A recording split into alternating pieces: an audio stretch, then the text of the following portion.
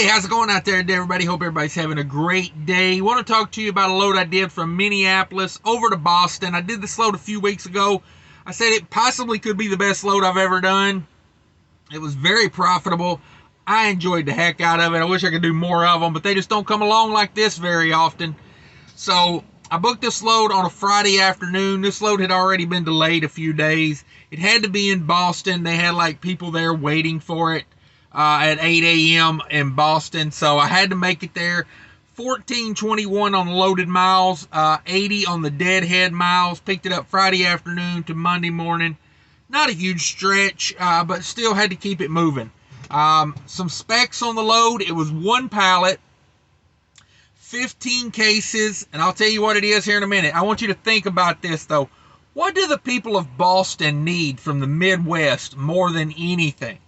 I mean, what is the one thing that they really do not want to do without? I'll let you think about that for a minute. So, the load was one pallet, 15 cases, weighed 600 pounds. I don't even think it weighed 600 pounds, but that's what they had it written down as. So I picked this up. This was a research product. They were doing market research on it, so that's why I ended up with such a light load. Now, the commodity is not worth hauling at that rate. A matter of fact, I would say the commodity itself at wholesale probably wasn't worth 10% of what they shipped, of the price they shipped it at. So just, win in my favor. Sometimes you're in the right place at the right time to grab these type of loads. I thought it was a misprint when I got the rate con and it said 540 pounds on the rate con. Now, the official paperwork that they sent it with said 600 pounds, but I don't know, maybe they threw 60 pounds in there for the pallet. It was not a heavy load by any stretch of the imagination. It was they wanted it kept at like 34 degrees, somewhere in that ballpark. Start and stop. They didn't even want a, continuous run. They said start and stop is fine. I asked them about it. It all worked out for me. So I did hit a few tolls on this. I paid $180 in tolls on this. So let's talk about some of the numbers, okay? $5,200 total for the load to the carrier. That's $4,160 to me, or to the truck. I paid $180 in tolls on this load. $264 in diesels what I spent. I got like, I was averaging over 10 miles per gallon for a large part of this load, like across the turnpike there in Ohio, a lot of Wisconsin. I was basically riding empty. And I had a nice tailwind. This is like one of those dream weekend loads where you can make, you can make your week in 2 days doing it like this. So I did fill up with Delph. That cost me $26. I basically had nothing in reefer fuel. It was in the 40s the whole time I was running the load. The reefer hardly ever kicked on. It was a dream. It really was. It's what you want.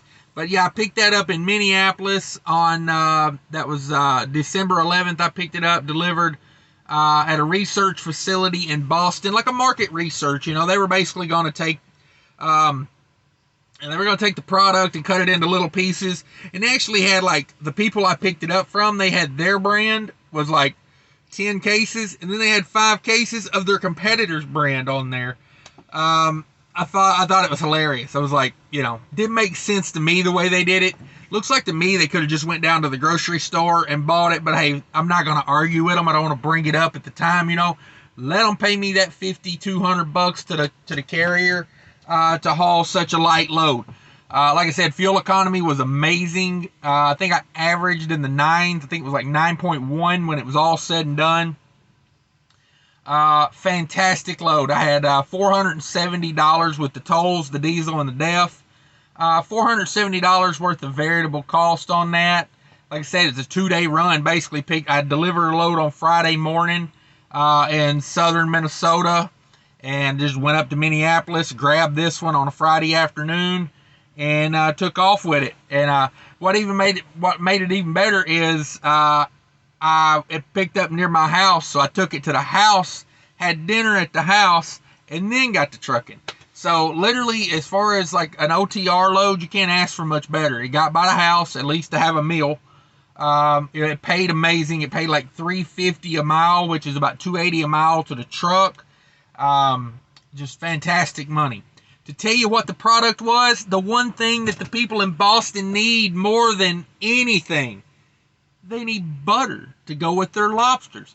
We were hauling 600 pounds of butter all the way across from Minnesota to, halfway across the country. $5,200 to ship, basically 550 pounds of butter.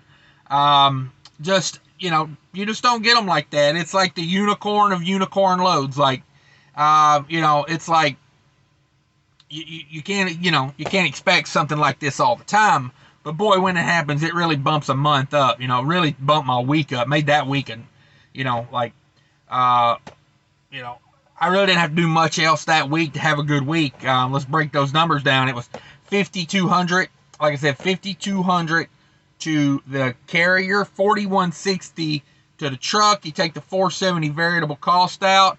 That leaves me $3,690 to do what I got to do with. On a 2-day run, basically, because Friday was already accounted for.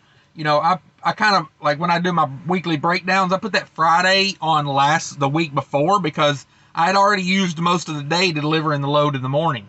So, basically I ran this load, I got about 150, 200 miles of it knocked out. I went and ate dinner, hopped in the truck, drove 2 or 3 hours just to get some of it done. And then basically ran Saturday, Sunday. I parked in their parking lot Sunday night, so I was there ready to go Monday morning. Gravy. I did have to unload the 600 pounds of butter. I didn't ask for a driver unload on that, just because the load paid so much. They made it so easy to deliver this product. I backed into the dock. They had a nice, industrial food service grade dolly 2-wheeler there. I threw 5 cases on there. I wheeled them to the back and, just pulled the dolly out from under them, left them right there on the dock. They said that's fine. Because like I said, it was cold out, they weren't worried about the butter melting. Dropped them right there. They signed the paperwork and I was gone. The loading time was probably 5 minutes. The unload time was maybe 5 minutes. It was pretty good. But there it is, guys. That is the great load. My buzzer is going off, if y'all can hear this. Walmart has started. I'm at Walmart right now. They're copying Costco with these. I'm glad that Walmart is getting the inside on copying Costco. It's about time they start to learn how to operate a warehouse. But anyway, guys, I appreciate you tuning in. Be sure to click on one of these other videos. Hit the subscribe button. Man, this thing does not shut up. I'm going to cut this off and save you guys the hassle and the noise. Later. Take care of each other. Bye.